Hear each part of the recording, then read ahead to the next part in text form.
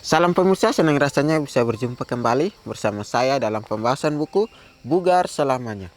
Buku ini ditulis oleh Dr. Kai Kusma, yang dimana buku ini menyuguhkan kepada kita perubahan pola hidup yang akan menambah umur dalam hidup Anda dan semangat tahun-tahun Anda. Kekuatan harian untuk merangkul kebugaran fisik, mental, dan spiritual, motivasi, inspirasi, dan dorongan, kisah kemenangan, dan wawasan menarik tentang manusia dan penciptanya. Kita akan masuk dalam pembahasannya dengan judul Kebangkitan Rohani Saya.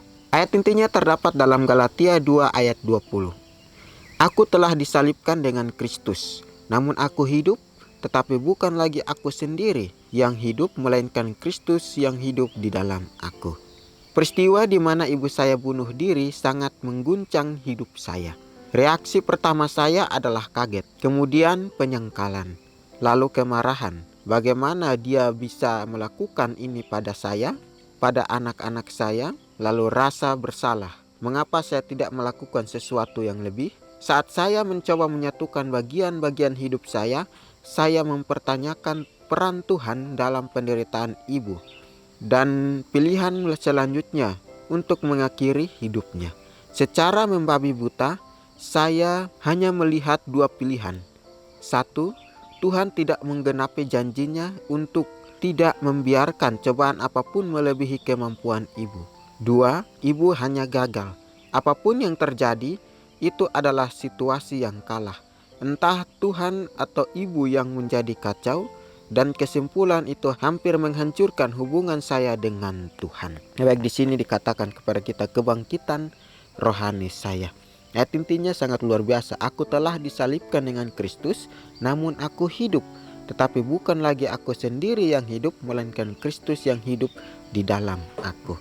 Ini kembali lagi dalam kehidupan kita, bagaimana kita mau terus mempunyai akan kehidupan yang baru, mempunyai akan iman yang lebih kuat lagi. Karena di sini di sebuah cerita dikatakan di mana ibunya bunuh diri karena sesuatu yang mungkin dia alami, depresi atau lain sebagainya. Tapi di saat ujian atau cobaan itu Tuhan izinkan untuk kita hadapi, maka biarlah kita hadapi itu dengan baik. Karena mungkin Tuhan izinkan untuk kebaikan kita. Ya, di sini sangat luar biasa. Dia kaget, kemudian penyangkalan, lalu kemarahan. Bagaimana dia bisa melakukan ini pada saya? Bagaimana dia bisa melakukan hal yang tidak senonoh itu? Sehingga akhirnya dia mulai bunuh diri dan meninggalkan anaknya. Tapi di sini sangat luar biasa dikatakan kepada kita.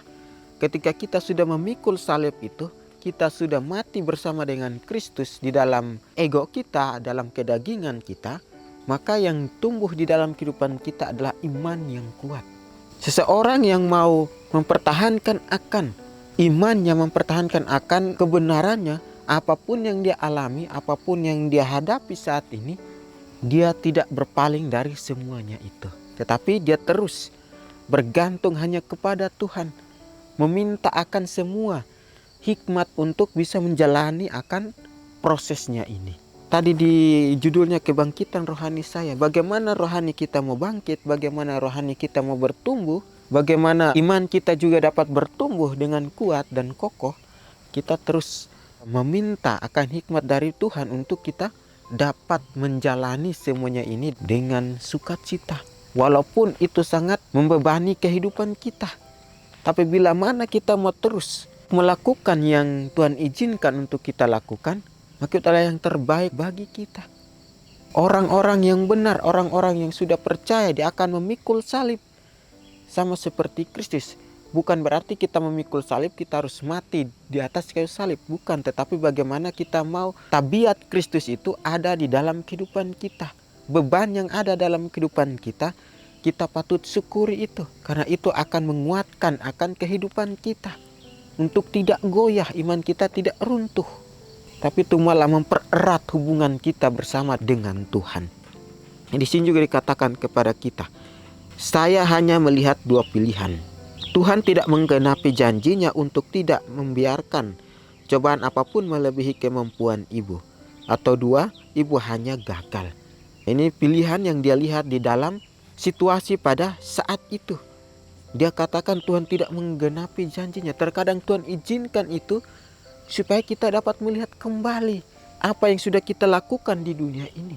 Terkadang Tuhan mengizinkan itu supaya membuat kita kuat, membuat kita kokoh di dalam membangun suatu fondasi yang baru. Karena tidak mudah kita membangun fondasi yang baru itu. Pasti ada prosesnya. Bagaimana kita mau terus membangun akan fondasi yang belum jadi, tapi banyak proses-prosesnya itu. Jadi kita harus bergantung hanya kepada Tuhan. Jadi di sini dikatakan kepada kita bahwa selama 1 atau 2 tahun berikutnya saya benar-benar bergumul dengan kehidupan rohani saya. Melihat kembali ke belakang, saya pikir itu adalah kombinasi dari kehidupan rohani saya yang relatif steril sebelum kematian ibu, bunuh diri, dan pertanyaan selanjutnya yang terlintas dalam pikiran saya tentang peran Tuhan dalam hidup kita. Juga saya menghadiri gereja impersonal besar di mana saya tidak memiliki kelompok pendukung untuk mendengarkan, memberi semangat, dan menegaskan kepada saya kebenaran bahwa Tuhan mengasihi dan iblis menghancurkan. Ya, di sini katakan kepada kita peran Tuhan dalam kehidupan kita itu sangat luar biasa. Kalau kita mempertanyakan peran Tuhan itu di mana? Peran Tuhan selalu membuat kita untuk lebih memiliki akan iman dan rohani yang baik. Dia dapat membangun kita, memberikan kepada kita contoh, memberikan kepada kita iman untuk kita selalu bertumbuh. Peran Tuhan di dalam kegagalan kita, Tuhan selalu menyemangati kita untuk terus bangun, melangkah, dan meraih apa yang Tuhan ingin kita lakukan. Peran Tuhan di dalam kehidupan kita, Dia memberikan kepada kita sukacita, memberikan kepada kita karakter atau kasih-Nya. Dia sangat mengasihi kita, Dia sangat mencintai kita, sehingga apapun yang Dia lakukan pada zaman dulu hanya untuk kita. Tanpa peran Tuhan, kita tidak bisa menanggung beban kita sendiri. Tapi karena Tuhan berperan di dalam kehidupan kita, maka kita juga harus memberikan yang terbaik kepada Tuhan. Di sini katakan kepada kita bahwa melihat kembali ke belakang, saya pikir itu adalah kombinasi dari kehidupan rohani saya yang relatif steril sebelum kematian ibu, bunuh diri. Ketika Tuhan membawa kita kepada masa depan, kita melihat kembali masa lalu, melihat kembali ke belakang, maka biarlah kita patut syukuri itu. Kita patut bersyukur itu karena Tuhan membawa kepada kita suatu penderitaan di masa lalu untuk membuat kita semakin kuat di masa depan. Ya, tadi di sini dikatakan bahwa 1 atau 2 tahun berikut dia benar-benar bergumul dengan kehidupan rohaninya. Artinya dia mau supaya rohaninya itu dapat dikembangkan, atau dia mau supaya dia dapat melihat akan kasih Tuhan itu. Ya, di sini juga dikatakan kepada kita bahwa saya malu untuk mengatakan bahwa saya hampir menyerah pada Tuhan. Saya terus ke gereja, tetapi terutama demi anak-anak. Meskipun saya sedang berjuang, saya tetap percaya pada Tuhan supaya anak-anak tetap terhubung kepada Tuhan. Saya tidak menginginkan mereka bertumbuh dewasa dengan tidak pergi ke gereja karena saya. Sebelum membuat pilihan terakhir untuk melarikan diri dari Tuhan, saya berkomitmen untuk membaca dan menyelidiki kembali Alkitab. Saya membaca buku karya Philippians, Where is God When It Hurts. Itu sangat membantu saya untuk bangun dan mencium aroma mawar. Keluarga saya juga mulai menghadiri gereja yang lebih kecil di mana saya terlibat dan berteman dengan orang-orang yang mengasihi saya. Apapun yang terjadi, dan saya mulai terapi. Selama 5 tahun terakhir ini saya benar-benar hidup kembali secara rohani. Saya mendapat manfaat dari 4 kelompok kecil, 1 kelompok pemulihan sekuler, dan 3 kelompok berbasis spiritual.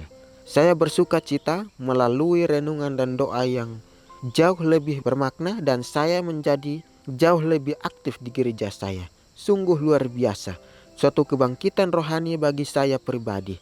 Saya bertanya-tanya mengapa saya memerlukan waktu begitu lama, 30 tahun untuk terhubung dengan Tuhan. Sangat luar biasa.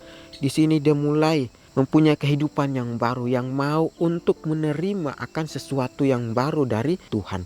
Walaupun dia punya rencana untuk melarikan diri dari Tuhan, dia hampir melupakan akan Tuhan, Tapi di sini dia kembali mengingat dengan membaca buku Where is God When It Hurts. Sangat luar biasa. Ketika dia membaca buku ini, dia mulai merasakan sukacita karena Tuhan selalu melindungi, Tuhan selalu memberikan sukacita dalam kehidupannya, sehingga dia mau mencontohkan kehidupannya yang baru untuk anak-anaknya. Itu dia melakukan sesuatu yang perlu dia lakukan untuk anak-anaknya juga dapat melihat akan Tuhan dalam kehidupannya. Di sini sangat luar biasa katakan kepada kita, selama 5 tahun terakhir ini saya benar-benar menjadi hidup kembali secara rohani. Ya, sebelum 5 tahun proses yang dia jalani itu sangat luar biasa, sehingga dia terus meminta hikmat, meminta akan kekuatan untuk dia bisa melalui semuanya itu. Di sini sangat luar biasa katakan kepada kita, ya Tuhan, Engkau sungguh baik. Engkau mempunyai pundak yang besar dan kuat untuk bersandar ketika saya merasa lemah. Engkau dengan sabar mendengarkan saya ketika saya mempertanyakan Engkau dan jalan-jalan-Mu, dan Engkau mengasihi saya bagaimanapun situasinya. Terima kasih. Pernyataan yang sangat luar biasa. Tuhan sungguh baik dan punya pundak yang begitu besar untuk kita dapat bersandar kepadanya.